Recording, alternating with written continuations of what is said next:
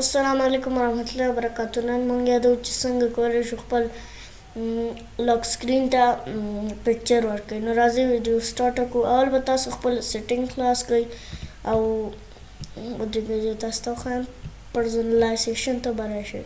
پرسنلایزیشن باندې به کلیک وکړئ. بیا به تاسو لاک سکرین ته راشئ.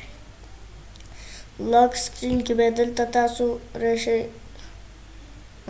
پکچرز ته. پکچرز کې خپل د دې وینډو نه عکس ورکړئ یا د خپل براوز د سپیسي نه ورکړئ، د دې نه ورکوی شئ. که په دا ورکړئ مثال کې په دې کلیک وکړه، که دا ورکړئ په دې کلیک وکړه، هر یو چې ورکړئ.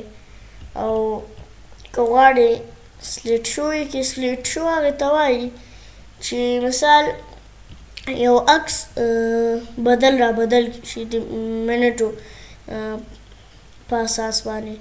نو دلته اوس منټ نه ښایي. که اوس ګوره ښه دا ورته وینډوز سپوټلایټ کړم، راشم بیکګراوند ته او پکچرز ته سلیټ شو. نو سلیټ شو چې زه وواهم دلته ماته وایي خپل براوز هم کوی شي. دلته 10 منټه، 1 منټ بعد، 10 منټه بعد تبدیل شي، 1 ورځ بعد تبدیل شي. نو دې نه تاسو کوی شئ.